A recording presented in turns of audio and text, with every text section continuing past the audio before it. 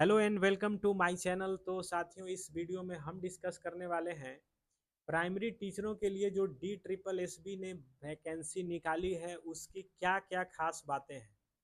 तो एक एक बात पे हम लोग डिस्कशन करेंगे और इस वैकेंसी का एक निगेटिव पार्ट भी है, उस निगेटिव पार्ट पे भी हम लोग बात करेंगे और उम्मीद करेंगे कि आप उस पे हमारे साथ ज़रूर एग्री करोगे। तो चलिए शुरू करते हैं।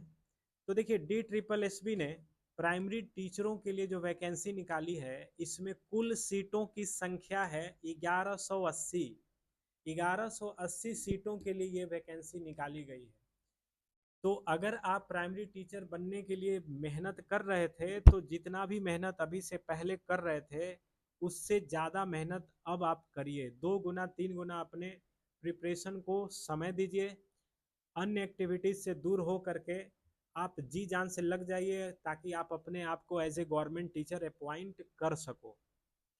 इसका आवेदन जो है 17 से शुरू हो जाएगा और 16 अक्टूबर तक चलेगा। पूरा एक महीना इसका आप आवेदन कर सकते हो। बात करते हैं इसमें एलिजिबिलिटी क्राइटेरिया। तो जो प्राइमरी टीचर बनने के लिए चाहिए वही है, 10+2 होना चाहिए। साथ में आपके पास DLED तो अनिवार्य है। और एक और अनिवार्य चीज़ है, वो है आपका सीटेट। आप सीटेट 1 to 5 क्वालिफाइड हो। तो अगर आप ये योग्यता रखते हैं तो आप इस एग्ज़ाम के लिए एलिजिबल हो।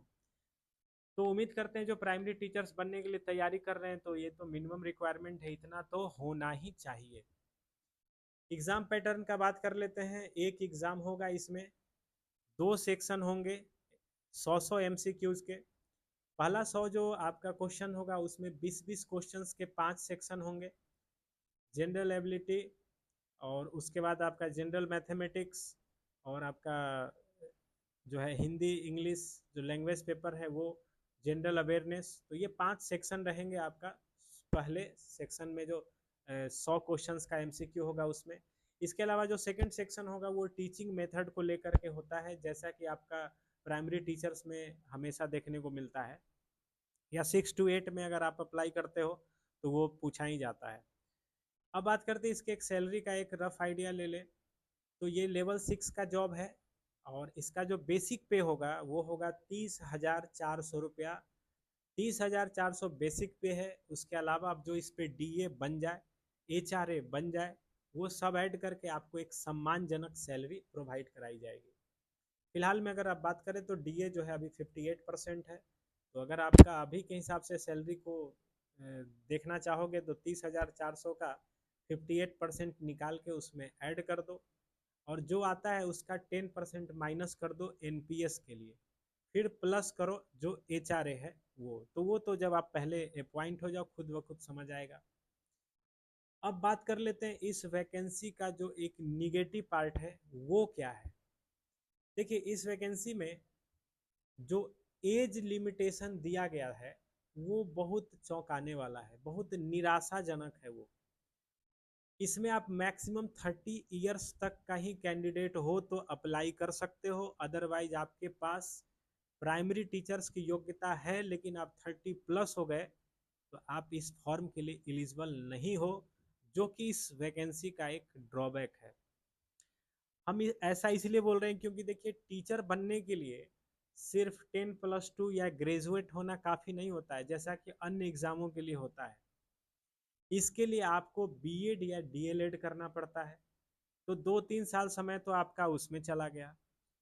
फिर जो है सीटेट क्वालिफाई करना पड़ता है। तो ज़रूरी नहीं कि जिस साल आपका BEd कंप्लीट हो जाए उसी समय सीटेट तुरंत वैकेंसी जो भी है एलिजिबिलिटी टेस्ट जो है वो आ जाए उसका।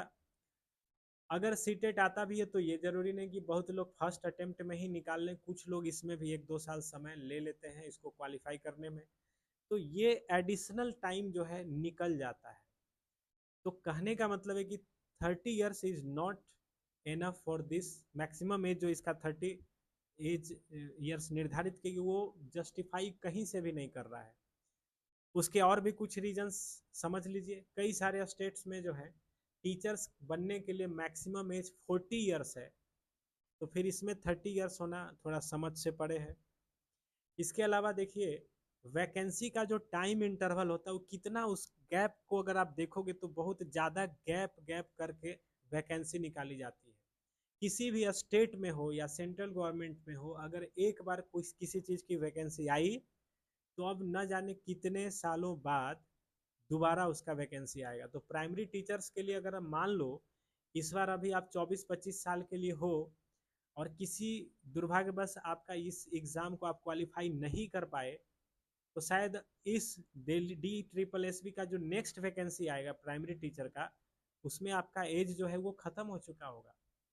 तो चूंकि बहुत ज़्यादा दिनों के बाद टीचरों की वैकेंसी आती है, तो 30 इयर्स यहाँ से भी जस्टिफाई नहीं हो रहा है।